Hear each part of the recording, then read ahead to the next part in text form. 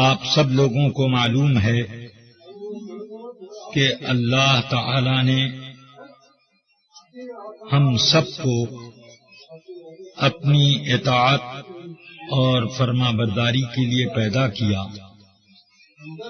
اور اللہ نے اپنی فرما برداری اپنے محبوب کریم سیدنا محمد رسول اللہ صلی اللہ علیہ وسلم کی غلامی اور ان کی اطاعت کے اندر پوشیدہ رکھتی ہے۔ اس لیے قرآن حکیم میں اللہ نے فرمایا من یطع الرسول فقد اطاع اللہ، جس نے رسول کی فرما برداری کی اس نے اللہ کی فرما برداری کر لی، اور جو شخص رسول کریم صلی اللہ علیہ وسلم کی فرما برداری سے قاصر ہے، وہ زندگی میں کتنے ہی بڑے بڑے کام کرے مگر وہ اللہ کا فرما بردار نہیں ہوا، اس کا نافرمان ہے۔ یہ ایک بات ہوئی۔ دوسری بات یہ ہے کہ اللہ تعالی نے انسانوں کے ساتھ کچھ ضرورتیں، کچھ حاجتیں، کچھ خواہشات بھی پیدا کی ہیں،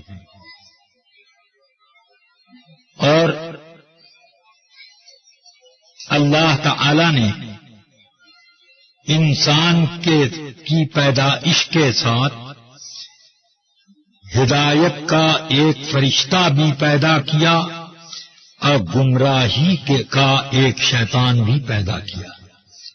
حدیث شریف میں رسول پاک صلی اللہ علیہ وسلم نے فرمایا جب کوئی انسان پیدا ہوتا ہے تو اللہ اس کے ساتھ ایک فرشتہ پیدا کرتا ہے جو اسے سیدھی راہ کی رہبری کرتا ہے، اور ایک شیطان پیدا کرتا ہے جو اسے غلط روی اور گمراہی کا مرتکب بنانے کی کوشش کرتا ہے۔ ان دونوں میں جو غالب آ جائے گا شیطان، وہ انسان اسی کے راستے پہ چل پڑے گا۔ تو یہ چند باتیں انسانوں کے ساتھ لگی ہیں، اس لیے آدمی حقیقت میں وہی آدمی ہے جو کہ اپنے اصل مقصد تخلیق یعنی اللہ و رسول کی فرما برداری کو اپنی زندگی کا مقصد سمجھے، اور جس شخص نے اپنی ضرورتوں اور اپنی خواہشات کو اگر اپنا مقصد زندگی سمجھ لیا تو وہ گمراہ ہو گیا۔ اس لیے ضروری ہے کہ آدمی ان دو چیزوں میں ہمیشہ فرق رکھے کہ اللہ کی رضا جوئی، اس کے رسول کی غلامی، یہ اصل مقصد زندگی ہے، اور باقی چیزیں سب ذیلی طفیلی ہیں۔ تو ذیلی چیزوں کو اپنا محور زندگی بنانا یہ آدمی کی سب سے بڑی حماقت اور گمراہی کے راستے کو اختیار کرنے کی تمہید ہے۔ اس لیے اب میں آپ کو یہاں بتانا یہ چاہتا ہوں، کتنے لوگ ہیں جنہوں نے دنیا کی سب چیزوں کو ٹھوکر مار دی اور اللہ اور رسول کی فرما برداری ہی کو اپنے لیے سب سے زیادہ ضروری قرار دیا، فاقہ کرتے رہے، اسی پر قائم رہے، جان کے لالے پڑ گئے اسی پر قائم رہے، دولت ان سے چھن گئی مگر اسی پر قائم رہے، بال بچے بغاوت کر گئے مگر اسی پر قائم رہے، دوست احباب نے ساتھ چھوڑ دیا، سب گوارا ہے مگر دامن رسول کا چھوڑنا گوارا نہیں۔ عام حالات میں آدمیوں کو ان سب چیزوں کو خوب اچھی طرح سے سوچنا چاہیے۔ جب حالات اتنے گمبھیر ہو جاتے ہیں کہ آدمی کی زندگی کے لالے پڑ جاتے ہیں، یعنی کفار و مشرکین مسلمانوں پہ حملہ آور ہو جائیں، گھروں میں آگ لگانے لگیں، بچوں کو معاذ اللہ ذبح کرنا لگیں، آبروؤں کو پامال کرنے لگیں، ایسے وقت میں کوئی بھی مسلمان تیار ہوتا ہے کہ معاف کر دو، یہ سب مت کرو، ہم ہندو ہونے کے لیے کافر ہونے کو تیار ہیں؟ اس وقت کوئی تیار ہوتا ہے؟ نہیں۔ مگر کیا بات ہے کہ نارمل حالات جب ہوتے ہیں تو آدمی کو بہکنا آسان ہوتا ہے، اور وہ کیفیت ہو جاتی ہے جو رسول اکرم صلی اللہ علیہ وسلم کی حدیث میں نے پڑھی۔ فرماتے ہیں کہ ایک وقت آئے گا کہ یصبح الرجل مؤمنا ویمسی کافرا ویمسی الرجل مؤمنا ویصبح کافرا۔ ایک وقت وہ آئے گا کہ صبح کو آدمی مسلمان ہوگا، شام آتے آتے کافر ہو جائے گا، شام کو مسلمان ہوگا اور صبح ہوتے ہوتے کافر ہو جائے گا۔ یہ عام نارمل حالتوں میں آدمی دولت کی لالچ قبول کر لیتا ہے، نارمل حالت میں جب اسے کوئی مصیبت اور دھمکی سامنے نظر آتی ہے تو کھٹ سے اپنا پینترا بدل کر کے سیدھی راہ چھوڑ کر شیطان کی راہ پر آ جاتا ہے۔ ایسا نارمل حالتوں میں، اور نارمل حالت میں ایک داعی اور مبلغ اور راہبر کی ضرورت پڑتی، اور جب آدمی کے سامنے موت نظر آتی ہے تو اس وقت خدا خود لوگوں کی رہبری کرتا ہے۔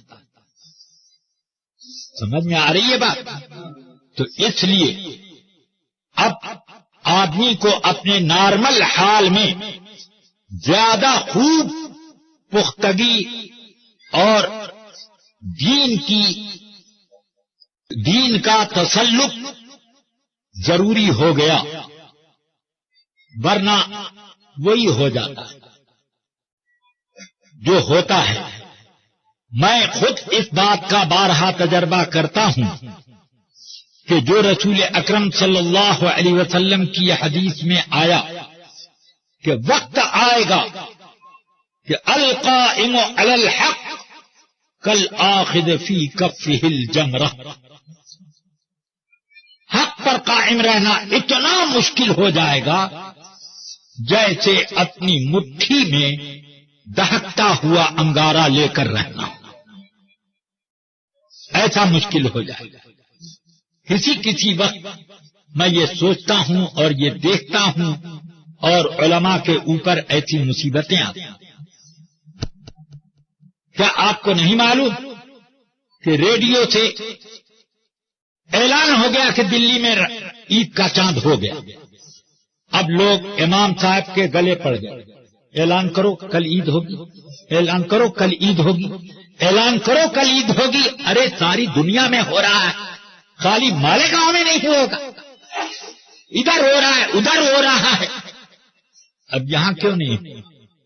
ماننا پڑے گا۔ امام صاحب نے سوچا ذرا سا اس وقت تقیہ کر لو کہ روزے سے رہیں، عید کی نماز پڑھا دیں گے۔ ایک امام صاحب کا حال میں نے سنا کہ انہوں نے اسی طرح عید کی نماز پڑھ دی، روزے سے تھی، اور عید کی نماز کے دوران ہی لوگوں کو پتہ نہیں کیسے پتا چل گیا کہ امام صاحب روزے سے ہیں. سلام پھیرنے کے بعد خطبے کے بعد امام صاحب سے کہا یہ کھائیے. کہ نہیں میں تو نہیں کھا سکتا. کہیں کھانا پڑے گا. نہیں کھا سکتا. کھانا پڑے گا. وہیں امام صاحب کو پٹک کر کے لوگوں نے کھلایا. اب مجھے آپ بتاؤ، یہ حق پر قائم رہنے ہی کا تو ثمرہ ہوا.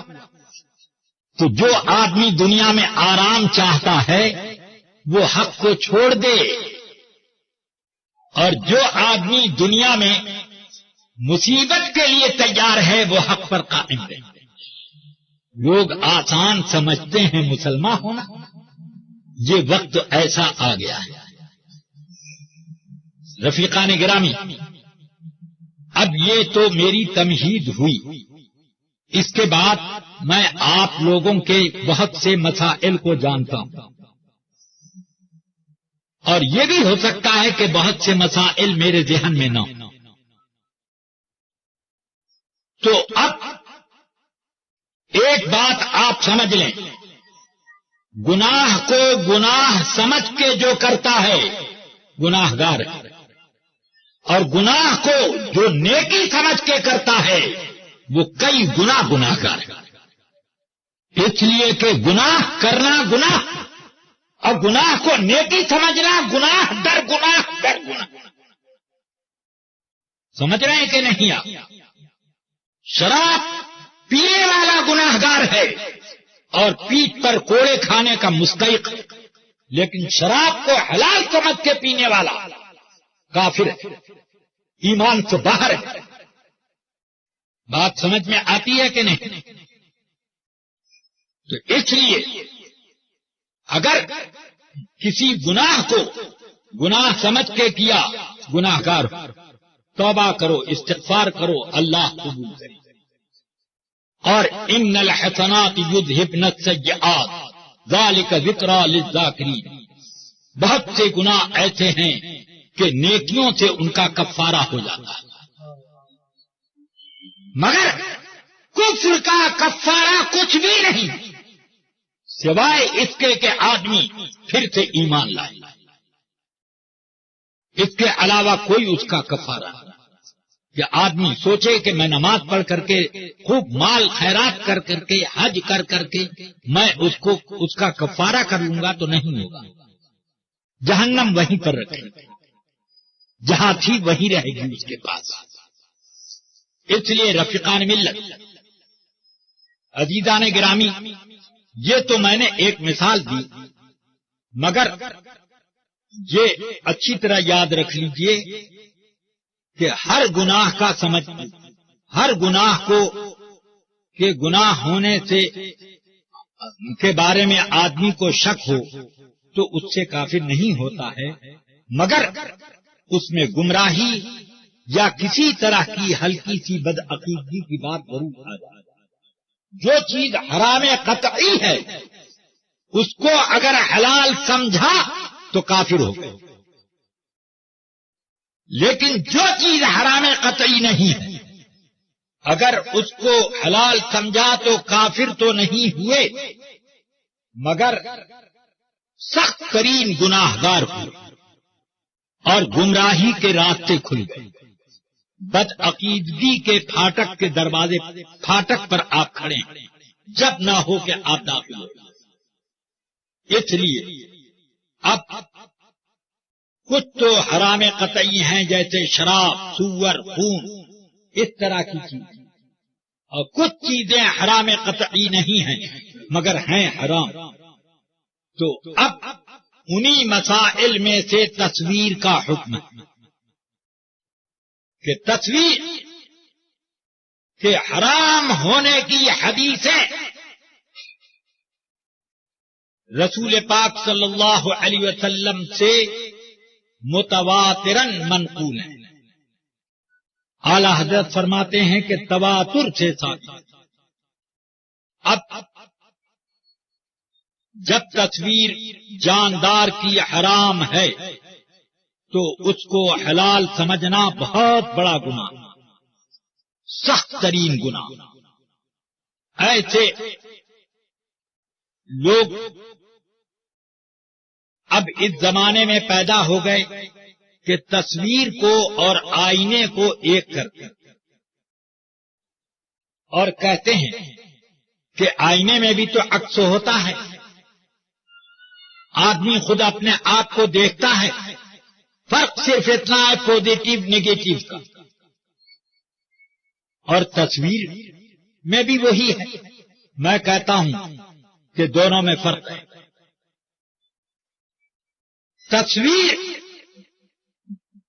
جو ہوتی ہے وہ ایک باقاعدہ روشنی یا روشنائی یا کسی رنگ سے بنائی جاتی ہے، یا کسی پتھر یا کسی کاغذ کو کاٹ پیٹ کر تراش خراش کر کے اس کو تیار کیا جاتا ہے، یہ تصویر ہوتی ہے۔ اور جو عکس کہتے ہیں پانی میں یا آئینے میں، اس میں کچھ بھی نہیں ہوتا، بلکہ آدمی کی نظر یہ شعاع بصر یا ریز آف آئی یہ نکلتی ہے، اور چونکہ اس آئینے کا بیک سائڈ یہ جو اس کی آئینے کی سطح کے پیچھے بہت ہی لطیف شفاف پارا چاہا ہوتا ہے، اس لیے وہ ریز جو گئی اور جا کر کے پلٹ آئی، سمجھ میں آئی بات؟ وہ گئی اور آ کے پلٹ گئی۔ تو میں نے آئینے میں کچھ نہیں دیکھا، بلکہ میری آنکھ سے جو ریز گئی تھی وہی میرے چہرے پر پلٹی، اور پلٹی ہے اس لیے یہ نیگیٹو، سمجھا؟ یوں پلٹ کر کے آتی ہے۔ اور اگر ایسے نہ سمجھ میں آئے تو ایک آئینہ آڑا ترچھا کر کے اس طرح سے آپ یہاں پر رکھیے، ایک سائیڈ میں میں یہاں پر کھڑا ہوں اور ایک سائیڈ میں آپ ادھر کھڑے ہو جائیں، آمنے سامنے آئینے کے نہیں، سائیڈ، تو میں آپ کو دیکھوں گا، آپ مجھے دیکھیں گے۔ اگر تصویر چھپی ہے تو دونوں نظر آنا چاہیے، اور دونوں نہیں نظر آتا۔ میری نظر اس پر پڑی اور یوں ٹوٹ کر کے ادھر گئی، ان کی نظر یوں پڑی اور ٹوٹ کے ادھر۔ ریز کا یہ سارا کام ہے، اس لیے یہ لوگوں کو دھوکہ دینا ہے کہ اس میں چھپتا ہے، اس میں بھی چھپتا ہے۔ پھر یہ کہ آئینہ کیا ہے؟ جب تک سامنے ہو تو کچھ نظر آئے گا، ہٹے تو نہیں نظر آتا، اور ٹی وی میں مر جاؤ تو 100 سال تک دیکھتے رہو تب بھی وہ آپ موجود ہیں، معلوم ہوتا کہ زندہ ہے۔ کیا آپ قبر سے مشاہدہ کرا رہے؟ عالم برزخ سے چلے آئے اس کھوپڑے میں؟ کہاں سے یہ ہو رہا؟ اس کا مطلب ہے کہ یہ کہنا کہ یہ قائم نہیں رہتا یہ غلط ہے، بلکہ اگر آپ ٹی وی میں ایک جگہ کوئی عکس یعنی کوئی اس میں تصویر آئی وہیں پر قائم کر دیں تو ایک آدمی ایسے ہاتھ کر کے یوں کر رہا ہے مگر وہیں پر روک دیا تو ہاتھ یوں اٹھا ہوا دکھتا رہے گا، بس ایسے ہی دکھتا رہے گا جیسے ساکت۔ تو اگر یہ قائم رہنے والی چیز نہ ہوتی تو دیر تک ایسے ہی کیوں دکھتا؟ بہت سے لوگوں نے کھیل وغیرہ میں جب کوئی ایک گول پڑتی ہے یا کوئی ایک کو آؤٹ کرنے والا وہ ہوتا ہے تو اس وقت روک روک کر کے کئی مرتبہ دکھایا جاتا ہے۔ ہاں ریفلیکس کہتے ہیں اسے، ریفلیکس یہ جو کیا جاتا ہے تو قائم ہوتی ہے کہ نہیں اس وقت؟ بس تو یہ دھوکہ ہے لوگوں کا، شیطان اسی طرح سے لوگوں کو دھوکہ دیتا ہے۔ قرآن مجید میں اللہ نے فرمایا شیطان تمہارے لیے برائیوں کو ملمح کر کے خوبصورت دکھاتا ہے تاکہ تم لوگ اس کو کرو. سمجھ میں آئی بات؟ اب آئیے، اس لیے میں سمجھتا ہوں کہ ٹی وی کے ذریعے سے دین کے احکام پھیلانا یہ غلط طریقہ ہے. یہ ایسے ہی ہے کہ آدمی دین کی تبلیغ کرنے کے لیے کچھ شرابیوں جواڑیوں کو جمع کر کے ایک کاسینو اور ایک بار چلاوے اور کہے کہ ہم تبلیغ کرنے کے لیے بلائے ہیں، اور وہاں پر پھر کلمہ پڑھواوے اور یہ کرے وہ کرے. یہ تو اسلام کا طریقہ ہے کہ ہم نے کاسینو جوئے کے لیے نہیں کھولا ہے، ہم نے تو ان لوگوں کو اس لیے اکٹھا کیا ہے کہ ان کو روزہ نماز سکھاویں.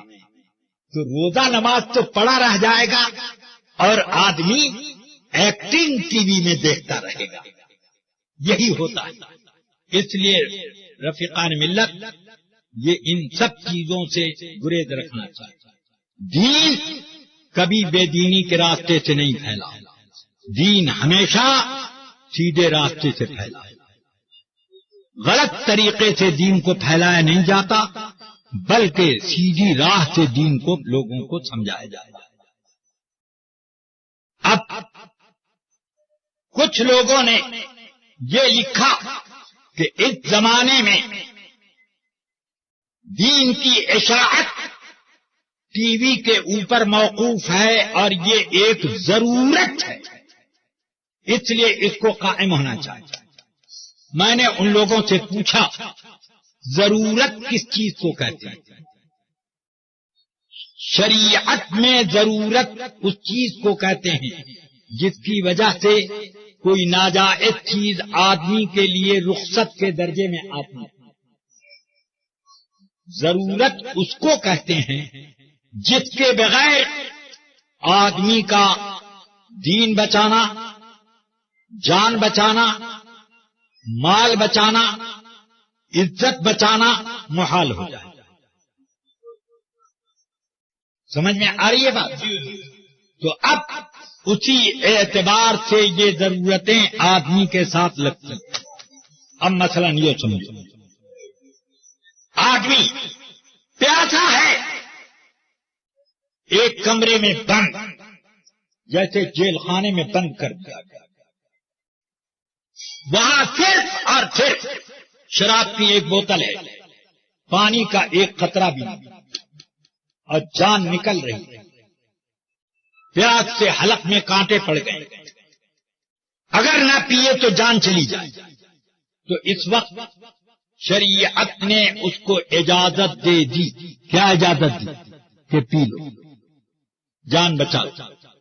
جان بچانا فرض ہے، بلکہ یہاں تک فرمایا کہ اگر وہ نہ پی اور مر گئے تو گناہگار مرو گے. یہ خودکشی کے حکم میں ہوگا. سمجھ گیا؟ یہ دین بچانا ضروری ہو جائے.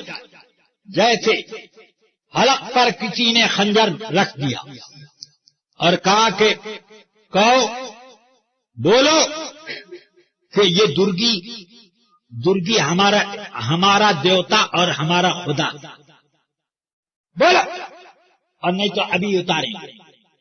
تو اس وقت آدمی بول سکتا ہے اگر اس کو یقین ہو جائے کہ میری گردن کٹ جائے گی یا میرا ہاتھ کٹ جائے گا یا میری آنکھ پھٹ جائے گی، یہ اگر یقین ہو جائے تو اسے کفر کا کلمہ اس شرط پر پڑھنا جائز ہے کہ دل میں ایمان مضبوط ہو.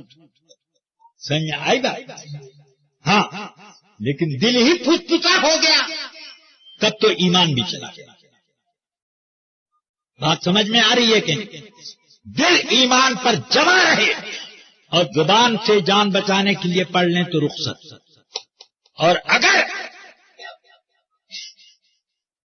اس نے اپنی جان کی پرواہ نہ کی اور کہا کہ میں نہیں پڑھوں گا، تجھے جو کرنا ہے کر، اور اس میں اس کی جان چلی گئی تو اسے ڈبل ثواب ملے گا۔ اب دونوں میں فرق آپ کو سمجھ میں آیا؟ دین بچانے کے معاملے میں بہتر ہے کہ جان دے دے، اور جان بچانے کے معاملے میں بہتر ہے کہ جان بچا، اور نہ بچائی جان تو وہ کیا ہو جائے گا؟ ہاں، وہ گناہگار۔ تو جان بچانا تھا اس وقت، اور یہاں پر ایمان بچانے کا مسئلہ، تو اس لیے دونوں کو فرق سمجھ۔ تو یہ مجھے بتانا ہے کہ جب ضرورت اسی چیز کو کہتے ہیں کہ جس کے بغیر کام ناممکن ہو جائے، تو میں تو ٹی وی میں ضرورت نہیں سمجھتا، اس لیے کہ اگر یہ ضرورت ہے تو یہاں پر تو سارے مدرسے چل رہے ہیں، دین کا کام ہوتا ہے کہ نہیں؟ کتابیں موجود ہیں، اس سے دین، لٹریچر پڑھے جاتے ہیں گھروں میں، واعظ جلسے ہوتے ہیں، ان کے ذریعے سے دین کی باتیں لوگوں تک پہنچتی ہیں۔ بغیر ٹی وی کے کیا دین نہیں سمجھا جا سکتا؟ تو ضروری کہاں ہو اور ضرورت کہاں ہو؟ اگر یہ ضرورت ہے تو تمام مدرسے گرا دو، کتابیں جلا دو اور جلسوں کو پھونک دو، تب کہو کہ ہاں اب اس کے بغیر کام نہیں چلے۔ سمجھ میں آ رہی ہے بات؟ اس لیے یہ ٹی وی کوئی ضرورت نہیں، ختم۔ آپ کو اگر گھروں میں دین کی تعلیم علماء سے لینی ہے تو اس کا طریقہ آڈیو کیسٹ دی، اس کا طریقہ آڈیو کیسٹ ہے، اس میں نہ فوٹو نہ لوگوں کی ایکٹنگ اور نہ اور کچھ، آواز آتی ہے اور آواز ہی آدمی کو علم دیتی۔ اس لیے چاہیے یہ کہ آدمی اپنے دین کی حفاظت کرے اور اس طریقے کی غلط کاریوں میں نہ پڑے۔ اصل میں قرآن مجید میں فرمایا شیطان تمہاری خواہشات کو خوب مزین کر دیتا ہے تو تم انہی خواہشات کے درپے ہو جاتے۔ تو اب ہم کو آپ بھلے کہیے کہ یہ دقیانوسی لوگ ہیں، مگر ہم یہ کہیں گے کہ ہمارے پاس جو بزرگوں کا دیا ہوا دین اور طریقہ آیا وہی ہمارے لیے ذریعہ نجات ہے، اور جو ہم لوگوں نے سمجھا دیکھا آپ لوگوں میں وہ نہیں ہے، ہم نے جو بزرگوں میں دیکھا وہ ذریعہ نجات، اور اب جو ہو رہا ہے اس کی کون گارنٹی دینے کو تیار؟ ایک اعتراض اس موقع پہ یہ کیا جاتا ہے کہ علامہ صاحب آپ دنیا کے دوسرے ملکوں کا سفر کرتے ہیں اور حج کرنے گئے وغیرہ وغیرہ، تو پاسپورٹ بنوایا کہ نہیں؟ تو اس میں فوٹو لگا کہ نہیں؟ تو جائز کیا کہ ناجائز؟ میں کہتا ہوں کہ میں نے ناجائز کیا۔ میں شریعت کو اپنی بڑائی کے لیے بدل نہیں سکتا، میں اپنے آپ کو گناہگار تسلیم کرنا اچھا سمجھتا ہوں، اور شریعت کی کو اپنے حال پر چھوڑ دینا رکھنا یہی ہمارے لیے ذریعہ نجات۔ میں اللہ سے دعا کرتا ہوں کہ اللہ تعالی میرے اس گناہ کو عفو درگزر فرمائے۔ تو رفیقان ملت، یہ ایک پوری تفصیل ہو گئی، اور پھر اب اس وقت کی ٹی وی کے احوال آپ کو بتاؤں. یہ ایک پریس ہے جس میں آپ اپنی دکان کا لیبل چھپوا لیں، یہ اپنے جلسے کا پوسٹر چھپوا لیں، وہ ایک رنڈی کا ناچ چھپوا لیں، وہ شراب خانے کا ایڈورٹائزمنٹ چھپوا لیں. یہ تو ایک کیا ہے، ایک پریس کی مشین ہے جو جیسا چاہے ایک بزنس ہے ویسا چھپوا ہے کہ نہیں. تو اب یہ جتنے ٹی وی چینل ہوتے ہیں یہ سب کرائے پر چلنے والی مشینیں ہیں. آپ 1 گھنٹے کے لیے بک کروا لیجئے، کوئی نہیں جانتا کہ کئی منٹ کے لیے بک ہوا ہے، کئی منٹ کے لیے انہوں نے بک کرایا، کئی منٹ کے لیے انہوں نے.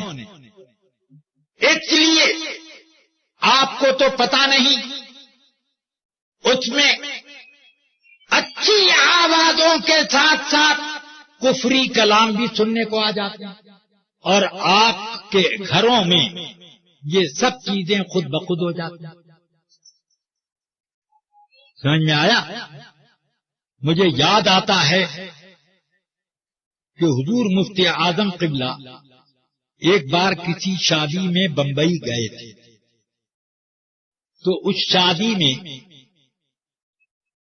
وہ لوگ ایک ریکارڈ بجا رہے تھے کچھ دوسری طرف، مگر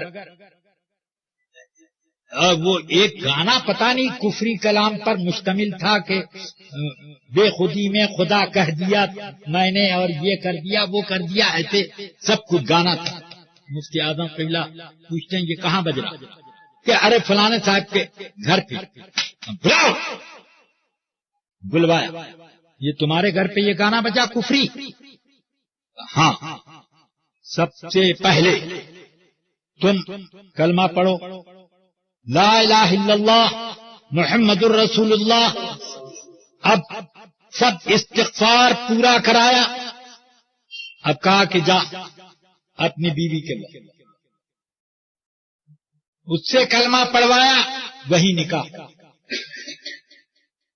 تجدید نکاح وہی ہوئی.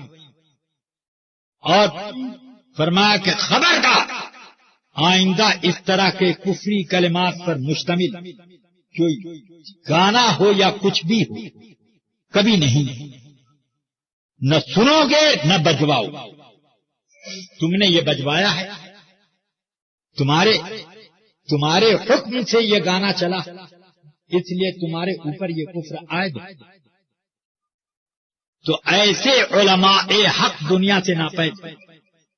اگر کوئی کہتا ہے کہ ارے یار ان لوگوں نے تو جینا دوبھر کر دیا، نئے نئے ملا، نیا نیا فتوا، حالانکہ یہی اصل فتوا. میں نے مفتی اعظم قبلہ کے ساتھ جب بھی سفر کیا، راستے میں اگر کہیں کوئی مندر بھی دکھ جاتا تو آپ آنکھ بند کر کے اشہد ان لا الہ الا اللہ وحدہ لا شریک لہ الہا واحدا لا نعبد الا ایہ، یہ ضرور کرتے. کئی بار اس کو پڑھا کرتے تھے. یعنی ایک کفری علامت دیکھ لی تو اپنے کلمے کی شہادت کہ میں اگرچہ یہاں سے گزر رہا ہوں مگر اس کو میں پسند نہیں کرتا. تو اس لیے گناہوں کو ناپسند کر یہ ضروری. آپ لوگ بوڑھے بھی ہیں، ان میں جوان بھی ہیں. بوڑھے لوگ میرے جیسے لوگ اب قبرستان سے قریب ہیں، یہ لوگ اپنی فکر زیادہ کریں، مگر جوان لوگ اب آنے والی نسلوں کے یہ کھمبے ہیں، اور انہی کو یہ لوگ جو راستہ اختیار کریں گے ان کے پیچھے والے اسی راستے پر کچھ ترقی سے چلے. اگر انہوں نے غلط راستہ اختیار کیا تو ایک بالش کی انہوں نے غلطی کی تو 2 ہاتھ کی غلطی وہ کرے. اس لیے اب ذمہ داری جوانوں پر زیادہ عائد ہے. وہ اپنے آپ کو سنبھال کر رکھیں. یاد رکھیے کہ حضور رسول اکرم صلی اللہ تعالی علیہ وسلم ارشاد فرماتے ہیں کہ برائی کو صرف برائی سمجھ لینے سے کام نہ چلے گا، بلکہ اپنے معاشرے کو بچانا بھی پڑے گا. اب حدیث سنیے. ارشاد فرماتے ہیں کہ قوم کے با اثر لوگوں کے اوپر یہ ذمہ داری ہے کہ اپنے سے نیچے کے لوگوں کو سنبھالیں اور ان کو سیدھی راہ پر چلائیں. پیچھے چلنے والوں کو آزاد نہ چھوڑیں، ان کو اچھی راہ بتاویں اور اس پر چلائیں. فرمایا اس کی مثال ایسی ہے کہ ایک 2 تلہ کشتی ہے، اپر کلاس بیک کلاس. اس کشتی میں نیچے والے لوگوں کو جب پانی کی ضرورت ہوتی تو وہ اوپر آتے ڈول رسی سے دریا سے پانی کھینچتے اور اپنے لیے لے جاتے.